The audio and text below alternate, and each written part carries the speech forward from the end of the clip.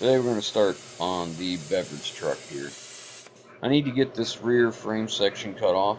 This is kind of a extension they put on for the rear two compartments of the Beverage body. This Beverage body, I believe, was 24 feet long, and we need to move this axle forward so that this truck will accept an 11-foot flatbed. Now, there's no frame in front of this, no traditional frame. It is unique setup on this deal, but we're going to take it back to the old original type frame. So everything back here is going to be cut off and not used. As a matter of fact, I'm cutting the original frame section, what this is welded to, and it's really welded in there good. I end up cutting off the top flange and then down the actual bend to the top of the frame, then a vertical cut and then back horizontal to the through the bottom bend, and then into the bottom flange on both sides. It's really a lot of plasma cutting. I've cut this down to just a few minutes, but this took me almost half an hour of cutting and pry bar and sledgehammer, getting it to knock loose. But this is a perfect application for that plasma cutter because it really makes things a lot simpler. But once we get this off, then it'll be short enough that I can get it in the bay where I want to work on it and be able to shut the door down. Because we got some weird weather coming as usual. It was 60 something this day. Here, this is in the morning. I still got a hoodie on, but later in the day it warmed up quite a bit. But then the very next day we had snow on the ground in the morning. Really weird weather. But I've just about got this off, and then we'll get it inside and we'll talk about what we're doing and why.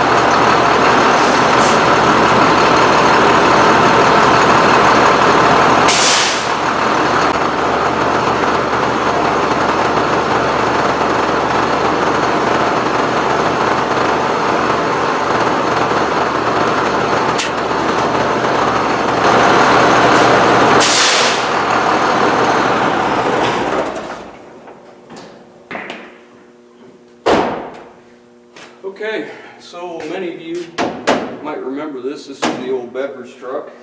We took the Beverage body off of it. This is the next project. We've got to, well, probably better I just show you.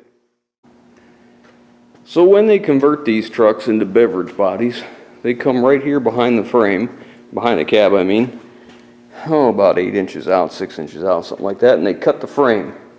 They add an extra section down below, tie it all in real nice and strong, and run this box channel, box tubing all the way down. Do the same thing back here, stack it back up, and run a center support to keep this from pushing in this way. So the project is we are going to do away with this part of the frame and make it a traditional frame. So anyways, this is what we're going to start on. First things first, Fuel tank's got to go. Got to take that off. Air tank, step, and battery box on this side has to go. We need access to the frame in here, and all of this is going to go in time. All right, let's get started. I'm going to start with the fuel tank here. There's two nuts on the bottom of this where the straps come down. The straps have T-bolts. Then they are held in with 2 3/4-inch nuts. Well, those T-bolts are extra long, and I really need to find an extra deep 3/4-inch, half-inch drive socket for these. But I always forget because it's always a struggle. You can't really get the socket on the nut enough with the anvil in the socket because the stud actually is longer than that. But somehow I always end up to find a way to make it work. I just need to do that. Anyways, I'm taking them loose. Then I'm going to take these steps off. I'm going to take the steps off because I want to take the whole strap off, because to get this tank out, if you leave the straps in place, you have to bend them up, and you have to bend them right where the mounting bracket is for that top step, and that's always where they break. It must be fatigue because I'm welded on, I don't know, whatever. But I'm going to get my air hammer and a punch, and I'm going to start to drive the pin out of the bracket for that strap. I couldn't get it all the way, so I ended up using a hammer and a punch too, but it came out just fine. I don't have to pull the front one out right now because I can move the tank enough to manipulate it, get it around the strap. But now I'm going to take a pry bar and squeeze the 2 clips for the fuel line and just pop it off there. It's an O-ring fitting. Real simple. Just unplug that, undo that, unplug the sending unit. That's all there is to this tank. I'm going to use a couple floor jacks, and I'm going to try and balance this off here. Jack it up above the little stop that holds it in place. Like it's kind of like a curb on the very bottom of them 2 legs it's sitting on. I have to get up above that and bring it out. And I'm going to try and do this without dumping fuel all over the place. This tank's got to come out because I got to get to the frame behind it. And obviously I need as much room as possible because I got a lot of welding to do here. And I want to make sure I have great access so I don't have any problems with welds. But the one jack, the floor is a little bit lower right there. It kind of slopes towards the drain, so that jack isn't going to go as high. So I put a 2x8 underneath, or 2x6, whatever it was. And there it comes over. It tips just a little bit, but it works out okay. I'm able to save it from falling over. Not really a big deal. So I pulled it off over the side just so it's out of the room, out of the way, and I get out my my little plug kit, and I plug the top of the tank. Now I left the vent open, but the top where sparks could get down in there, I plugged it up, and now I'm plugging up the fuel line. 2 things. Diesel fuel is not as combustible as gasoline. However, atomized diesel fuel is very combustible. So I plug that up because I don't want any sparks getting up in there and diesel fumes or anything like that, or dirt grinding, or whatever. So I plugged it up. I just took the other strap out because I want to take that pin and I want to clean them both up and put never seize on. So if anybody ever has to do this again, they don't have to fight the pins like we did. I got to take the one leg off here that the tank was sitting on, one of the mounting brackets. It's just, I believe it's 224mm bolts and nuts. The bracket kind of stays permanent on the truck, and then these bolt to that bracket. I was going to take both of the brackets off, but I pondered on it for a little while, and I'm like, you know what, it's really not in the way, so I think I'm just going to leave it. If it proves that we need to remove it later, well, we'll go ahead and do it, but I think we're okay. But I put my bolts back in that bracket, set it off to the side, and right about here, so I'm like, you know what, let's just get to the other side. I'm going to start with taking the steps off this side. The top one has to come off. The bottom one doesn't, but it's bent, and I think I have another step or 2 that's in better shape. I might even have the bracket that lower step mounts to, because it's kind of bent up too. Now we're going to work on the airlines. We only have to take off just 3 or 4 of the airlines that go to these tanks. We don't have to take all of them out. It's some of them just go from one tank to the other. I don't want to take these tanks loose in the battery box because they're powder coated. And if you know anything about powder coat, you just don't disturb tanks that are powder coated, because If I do, more than likely they're gonna leak. These things, they get a rock chip in the powder coat, and then you get some water or some salt brine in there, and it just works between the powder coating and the steel, and it just doesn't sleep. It doesn't stop. So anything I can do to not touch it and not disturb it is probably a really good idea. Um, I got the air compressor line off the air dryer. Now I'm going up to the front because there's a couple lines up there. Each one of these tanks are not just two tanks. The one closest to the frame is one tank. The one closest to the step is two tanks in one. It's divided. So when I'm draining all the air off, I have to make sure I drain all three of them.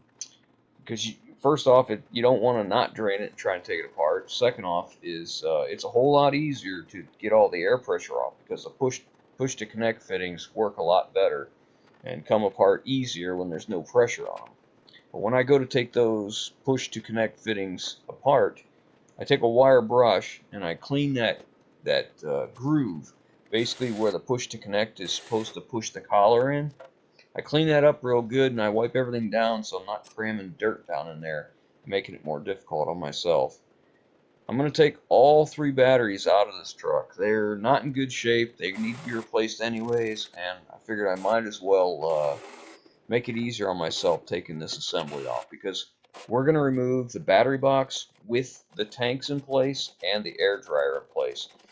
The brackets stay on the frame just like the fuel tanks. We're going to try and take this whole assembly off. I just don't want to disturb them tanks. If I touch them things, the likeliness they're going to leak is pretty high, and that's between the two tanks and all four cables is about $700. So, and that's something I'm looking forward to. I just took that metal plate out of the front of the battery box. That's how you slide them out. There's not enough room to come up, so they have to slide out the front. So this will make it a little bit easier to manage the taking the whole assembly out of there. Not to mention, like I said, they need to be replaced. We've only had to disconnect, I think, maybe four or five airlines, and with the exception of the one that goes to the air dryer, they're all push to connects, and they're all pretty much pretty simple to know which one goes where. They're not like between the different sizes and the different lengths. I don't think I'm gonna have troubles putting it back together, so I didn't feel like I needed to mark them in any way. There's a couple bolts in the back or bolts in the front towards the frame. I'm gonna get them out. The nuts on those are welded in place. They're tacked, so you just have to run the bolts out. It's actually with the fact, other than the fact that you're up against the front fender and it's kind of tight in there, those really come off pretty simple. But it doesn't take very long. While I'm under here, I take side cuts and I'm cutting the zip ties that are holding a couple lines in place. That way I don't have to fool with it later. And now you can see I'm going to get these two bolts out. It actually goes pretty quick. I get this on a jack with a board to try and make it as manageable as possible. It actually comes off pretty good. It's just a little bit cumbersome, not horrible, but you know we're able to get it off there and pull it out of the way pretty easy. I end up shoving it off to the side so it's out of our way, and then I'm going to come back and put the wiring harness and all the air lines out of the way because I don't want them getting burnt with the plasma cutter and all the welding, so we got to be mindful of that.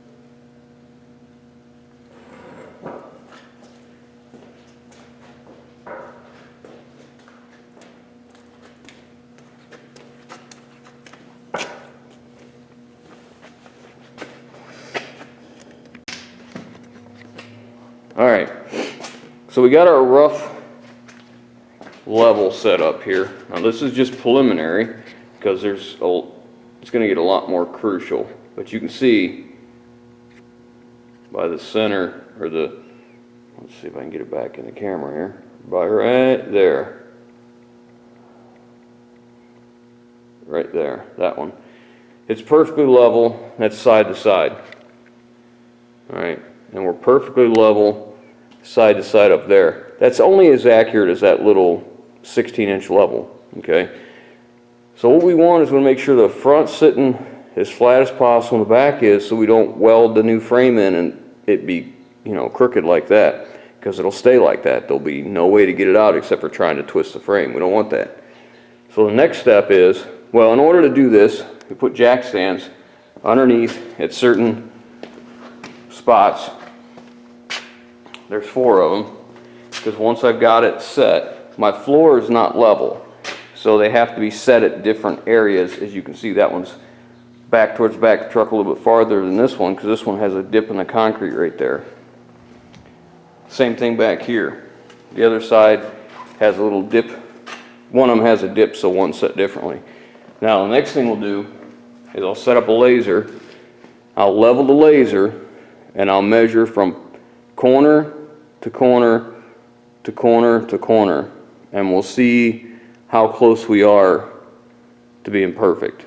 And after we're there, I'll feel comfortable moving forward. But I want to make sure the truck is where it's going to be. The truck is still sitting on its own wheels, and the parking brakes are applied, the spring brakes.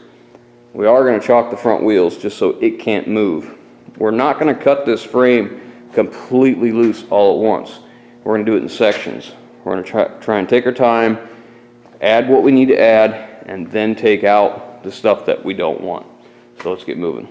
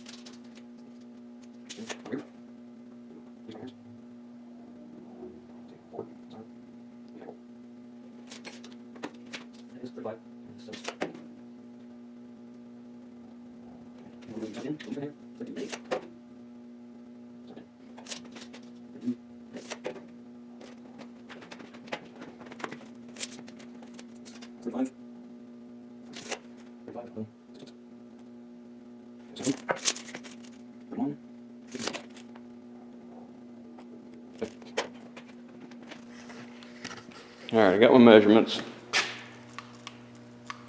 So I'm going from several different places up front. I've got 4 measurements up front, so that way I'll know if it moves. I got 4 measurements in the back. Next thing we want to do is we'll go from maybe the center of this leaf spring hanger bolt to the center of one of these huck bolts, and we'll do the same thing on either side, and we'll get an idea if they did it correctly before we take for granted that everything on here is good and square and true. And then we'll go from the top of this frame to that bottom corner, top of that frame, this bottom corner, and we'll see if we're square this way. So by checking all this stuff out ahead of time, when we go put it back together, we know where it needs to be changed, or if it is correct now and it isn't right later, then we'll know it's our mistake. We need to find it. So now I'm going to get some help and we'll measure this.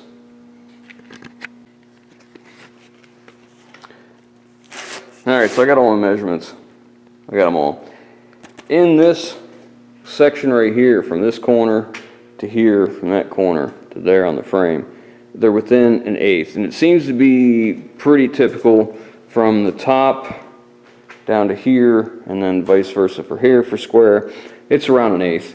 I think one of them might have been 3/16. Let's see. 146 and a half, 146 and 3/8, so that's an eighth. 146 and a half, and that one's 5/8, so that's an eighth. So that's not bad. I think, actually, if you think about what they're doing here, I think that's pretty good. So when I put the laser on here, dip corner to corner is a 3/16. When we set up and we come to each of the same points, all right, what we're trying to do is get to the same point. Like you can't go to here, can't go here, can't go here. We have to come into here, the top of this frame.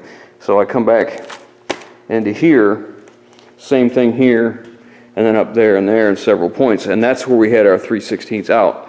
So we're showing that coming out of square these ways and out of square this way compounded and gave me 3/16 and all four. A difference of 3/16 from the lowest to the highest, I should say, which really, that's pretty good.